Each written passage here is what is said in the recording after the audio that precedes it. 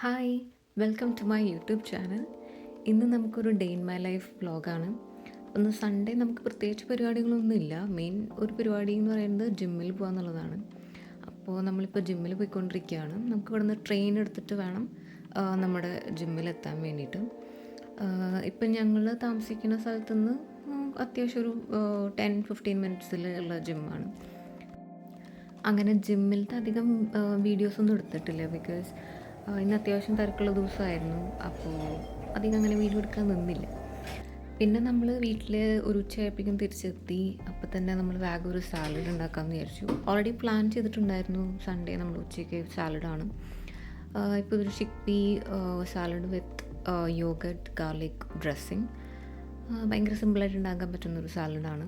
കാരണം നമ്മൾ വൈകുന്നേരം കുറച്ച് കുക്ക് ചെയ്യാം, അപ്പോൾ ലഞ്ച് കുറച്ച് സിമ്പിളാക്കി നമ്മൾ അങ്ങനെ ചെയ്തു. പിന്നെ ഇന്നിപ്പോൾ ഇതൊരു വേറെ അധികമൊന്നുമില്ല. ഇന്നിപ്പോൾ എന്തായാലും വീഡിയോ എടുക്കുകയല്ലേ, അപ്പോൾ കുറച്ച് പ്രകൃതി രമണീയമായ ഷോട്ടുകളും ചേർക്കാമെന്ന് വിചാരിച്ചു. ഞങ്ങളുടെ ബാൽക്കണി വ്യൂ ആണ്. ഇപ്പം അടുത്താണ് കേട്ടോ ഈ ബാൽക്കണിയിൽ കുറച്ച് പ്ലാന്റ്സൊക്കെ സെറ്റ് ചെയ്തിട്ട്, എന്താ പറയുക, സമ്മറൊക്കെ ആയല്ലോ. അപ്പോൾ അങ്ങനെ കുറച്ച് പ്ലാന്റ്സൊക്കെ വാങ്ങിച്ചു, ഒന്ന് ചെറുതായിട്ട് സെറ്റ് ചെയ്തു. അധികം വലിയ സെറ്റപ്പൊന്നും ചെയ്തിട്ടില്ല. പിന്നെ ഇത് ഞങ്ങളുടെ ഇവിടുത്തെ സിറ്റിയിൽ നിന്ന് നമുക്കൊരു ചെറിയൊരു ലൈബ്രറി ഉണ്ട്, റോഡ് സൈഡിൽ തന്നെ. ലൈബ്രറി എന്ന് പറയാൻ പറ്റില്ല. അപ്പോൾ അവിടെ നിന്ന് നമുക്കിങ്ങനെ ബുക്സ് കളക്ട് ചെയ്യാൻ പറ്റും. അത് കഴിഞ്ഞിട്ട് നമ്മൾ വായിച്ച് കഴിഞ്ഞാൽ നമുക്ക് അവിടെ തിരിച്ചു കൊണ്ടുവയ്ക്കാൻ പറ്റും. പിന്നെ ഡിന്നറിന് ഇന്ന് നമ്മൾ ചെട്ടിനാടൻ ചിക്കൻ കറിയും പിന്നെ പൊറോട്ടയായിരുന്നു. പൊറോട്ട നമ്മൾ ഉണ്ടാക്കിയതൊന്നുമല്ല, ഫ്രോസൺ പൊറോട്ടയാണ്. ഇത് കുറച്ച് നേരം പുറത്ത് വയ്ക്കേണ്ടതായിരുന്നു, പക്ഷേ ആസ് യൂഷ്വൽ മറന്നുപോയ കാരണം കഷ്ടപ്പെട്ട് അതിനെ ചൂടാക്കി എടുക്കുകയാണ്. അങ്ങനെ നമ്മുടെ മെയിൻ ഡിന്നർ പരിപാടിയും കഴിഞ്ഞു. പിന്നെ കുളിച്ച് കുറച്ച് സ്കിൻ കെയറാണ്. എനിക്കങ്ങനെ അത്ര വലിയ രീതിയിലുള്ള സ്കിൻ കെയർ ഒന്നുമില്ല. അങ്ങനെ കൺസിസ്റ്റൻ്റായിട്ട് ഫോളോ ചെയ്യുന്ന റുട്ടീൻ എന്ന് പറയുന്നത് ആകെക്കൂടി സെറാവയുടെ ഒരു മോയ്സ്ചറൈസറും പിന്നെ സൺസ്ക്രീൻ. പുറത്ത് പോവുകയാണെങ്കിൽ സൺസ്ക്രീൻ, അതാണ് മെയിൻ ചെയ്യുന്നത്. പക്ഷേ രാത്രിയാണെന്നുണ്ടെങ്കിൽ ചില സമയത്ത് ഈ ഓർഡിനറിയുടെ നിയാസിനമൈഡ് 10%, പിന്നെ അത് കഴിഞ്ഞിട്ട് ഹൈലൂറോണിക് ആസിഡും അപ്ലൈ ചെയ്യാറുണ്ട്. ഈ സിറംസ് അപ്ലൈ ചെയ്ത് കഴിഞ്ഞിട്ടുണ്ടെങ്കിൽ മോയ്സ്ചറൈസർ യൂസ് ചെയ്യും.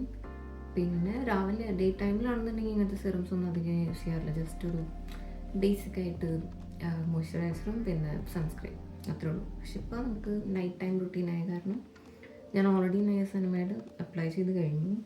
ഇനി ഹൈലൂറോണിക് ആസിഡ് അത് കുറച്ച് അപ്ലൈ ചെയ്യാം. പിന്നെ ഒരു മോയ്സ്ചറൈസർ, പിന്നെ ഐ ക്രീം നമ്മൾ ഓൾറെഡി ഇട്ടിട്ടുണ്ട്.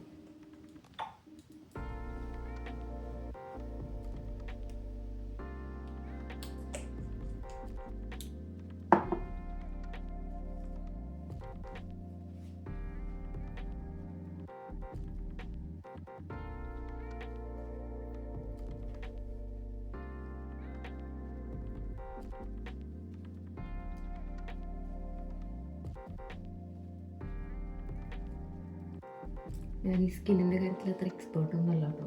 എൻ്റെ സ്കിന്ന് നോക്കിയാൽ തന്നെ അറിയാം, ഫുൾ മാർക്സാണ്. കാരണം ഒരു സ്കൂൾ കോളേജ് ടൈമിൽ ഭയങ്കര വേഴ്സ്റ്റ് ആക്നെ പ്രോബ്ലമുള്ള ആളായിരുന്നു. അന്ന് കുറേ പ്രിക്ക് ചെയ്ത് എൻ്റെ പാടണീക്കാണ്. പക്ഷേ പിന്നീട് ഈ പാടെങ്ങനെ മാറ്റാമെന്ന് അറിയില്ല. ഇപ്പം ആക്നെ ഭയങ്കര കൺട്രോൾഡാണ്, പക്ഷേ പാട് മാറ്റാൻ നോക്കിയിട്ട് ഒരു രക്ഷയില്ല.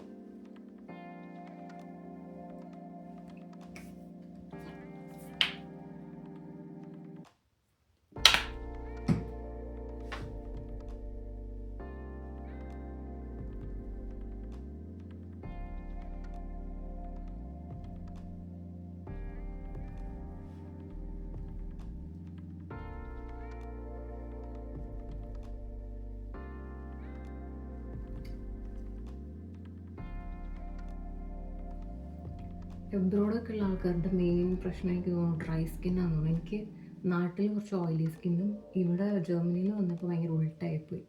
ഭയങ്കര ഡ്രൈ എന്ന് വെച്ചാൽ എക്സ്ട്രീം ഡ്രൈ ആണ്.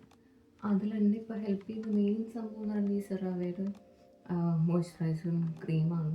പക്ഷേ കൈയും എന്താ മൊത്തം ഫുൾ സ്കിൻ ഭയങ്കര ഡ്രൈ ആണ് ഇപ്പോൾ. അതുകൊണ്ട് ക്രീം ഇല്ലാണ്ട് നടക്കാൻ പറ്റില്ല. അപ്പം ഫേസ് സ്കിൻ കെയർ എന്ന് പറയുന്നത് ഇത്രേ ഉള്ളൂ. ഇനി അത്ര ഡെക്കറേഷൻസ് ഒന്നുമില്ല. ജസ്റ്റ് ഒരു സെബാവേഡിൻ്റെ ബോഡി ലോഷനാണ്. എൻ്റെ എക്സ്ട്രീം ഡ്രൈ ആയ കാരണം ഞാൻ 10% യൂറിയ അക്യൂട്ട് യൂസ് ചെയ്യുന്നുണ്ട്.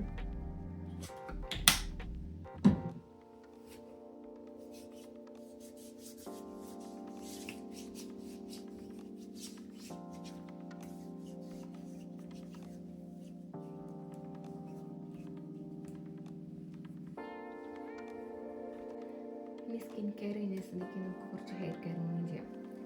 ഹെയർ കെയറിൽ അധികമൊന്നുമില്ല. ഞാൻ ഓൾറെഡി ബോട്ടോക്സ് ട്രീറ്റഡ് ഹെയർ ആണ്. അപ്പോൾ അത്രയധികം ഡെക്കറേഷൻസ് ഒന്നും ആവശ്യമില്ല. പിന്നെ ഞാൻ ചെയ്യുന്നത് എന്താണെന്ന് വെച്ചാൽ കുറച്ച് ഡ്രൈ ആയി വരുന്നുണ്ട്. ഇപ്പോൾ ഒരു 2 months ആയി ഞാൻ ബോട്ടോക്സ് ചെയ്തിട്ട്.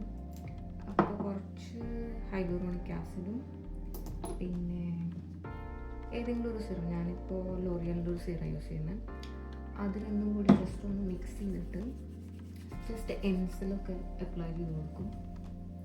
കുറച്ചും കൂടി ഇപ്പോൾ എന്താ പറയുക, സോഫ്റ്റായിട്ട് ഇരിക്കാറുണ്ട് മുടി.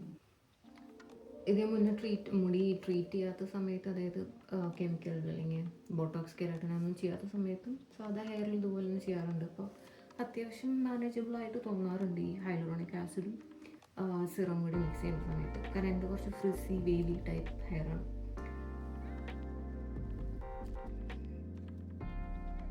റൂട്ട്സിൽ അപ്ലൈ ചെയ്യാണ്ടിരിക്കാൻ നോക്കുക. കാരണം സിറം കൂടി ഉള്ള കാരണം ഞാൻ റൂട്ട്സിൽ ചെയ്യാറില്ല. ജസ്റ്റ് ക്രൗൺ പോർഷൻ വരുമ്പോൾ ജസ്റ്റ് ഇങ്ങനെ മെയിലിൽ ഹെയറിൻ്റെ മുകളിലായിട്ട് ഇങ്ങനെ ചെയ്യാറ്.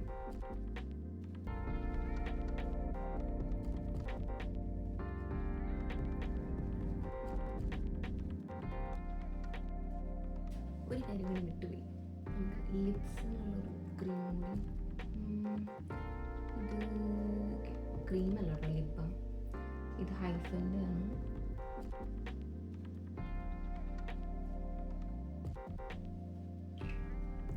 ഇവിടെ വന്നതിന് ശേഷമുള്ള മെയിൻ അടുത്ത പ്രശ്നമാണ് ഭയങ്കര ഡ്രൈ ലിപ്സ്. അപ്പോൾ അതിന് കുറേ അത്യാവശ്യം പല ടൈപ്പ് ലിപ് ബാം ഞാൻ യൂസ് ചെയ്തു.